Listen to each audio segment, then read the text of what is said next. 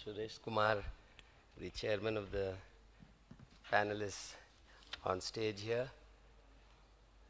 Fellow panelists, ladies and gentlemen, I feel very happy to be here, as I think it's a learning process for me, more than it could be for anybody else by my presence here. We have been working on computerization of the police force, police department, and the police actions that we do, the police activities that we perform. It was there in the earlier avatar as SIPA, which was mentioned here. And then we switched over to CCTNS, and rightly so. The growth, the progress has been rather slow. But nevertheless, we cannot get disheartened because there is no other alternative. We have no choice but to take the latest technology from the information and communication technology developments. The problem what I see is that the technology advances so fast, and the administrative setups like the police, which try to adopt the technology and integrate it with its traditional working systems. What happens is that somewhere there is a time lag, and by the time we are able to adopt the technology that was envisaged while we were doing the planning and followed by the implementation, the technology undergoes a sea change, and then we have to again start all over again. That is one thing. And the other thing is, you see, we somehow, that's the impression I get, that we try to reinvent the wheel. See, there are so many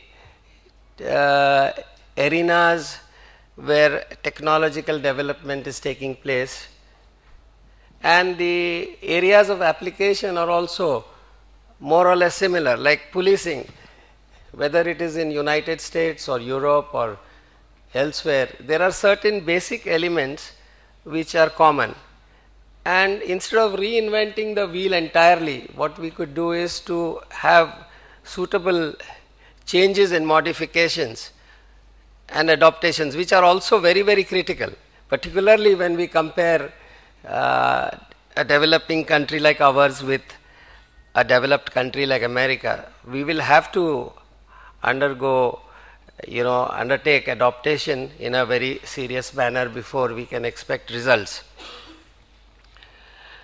But the fact remains that the results on the ground have not yet been seen by the people. We are the stakeholders, we have been part of the players.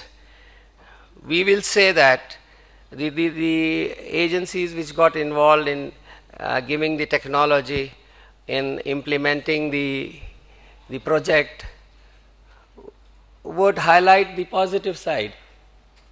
But the fact remains that ultimately it's the result that the people see, as it was being said by the previous speakers also, that we have to be citizen-centric or public-centric, whatever the phrase we use. The fact is that ultimately the touchstone is going to be whether they are giving the stamp of a success to the project. I think that's the way we should be looking at it. And another aspect is that, see, we as administrators or law enforcers are thought of as one side of the thing, and the technologists or those who are providing the hardware and the software are looked upon as the other side. Somewhere there is that feeling, and it's natural that it's going to be there. But it is here that we have to do the breakdown for getting the results. We are all on the same side, and the thing is that we are on the same side because we want the people to tell us that yes, you have delivered, you have achieved. And that's what makes us together in the same camp. The technologists or the companies are not here at least in the area of policing as a commercial or pure and simple and only commercial enterprise or an activity, because you see there has to be some element of public interest concern amongst the all concerned, starting from the organization I represent, the police force, all the ranks of the police force, but then coming to the technology partners that join us in bringing about the change and the transformation.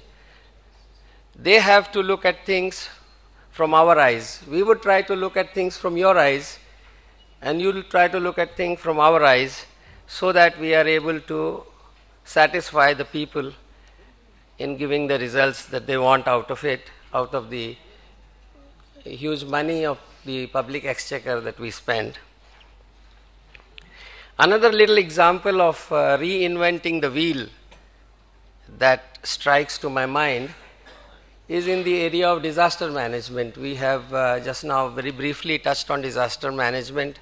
There is tremendous scope for application of communication technology in modern day disaster management, and it is being planned.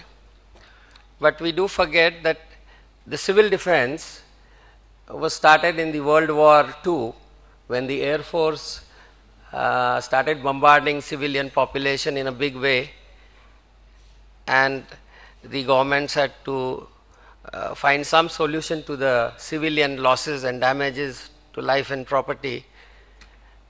And as we know that the British system of administration was very efficient in a way, in its own way.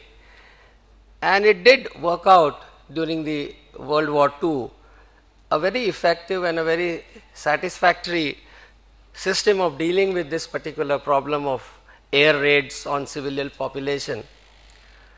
And the civil defense procedures and the scheme of things and the manual that they set, mind you, there were no computers in those days, there was no information technology in those days, but they did it so well that there is something to learn from it today also. So those of you who are looking at finding technological solutions to disaster management issues and concerns, please look at what has happened in the past also, so that we can build on what is already there, on a foundation which is already there, and we don't have to start all over again. There is a lot on CCTNS that we could be talking. It's a very huge project, and if you look at it from the country-wise or even from the state of Maharashtra point of view, it's a very gigantic project, and it's bound to take time. I have got details of facts and figures, but we are not here to sort of make a performance appraisal of the project in any particular state. I was in Goa for the last few days because Maharashtra police, and we are helping them in the elections that are coming next week. So I got some details from there, and I had a look at the CCTNS progress that Goa is doing. It's more or less the same picture as in Maharashtra. If necessary in the question hour, we could look at it. But with these few words, I appeal to you to join us, and we together can do what the people of this country want us to do. Thank you.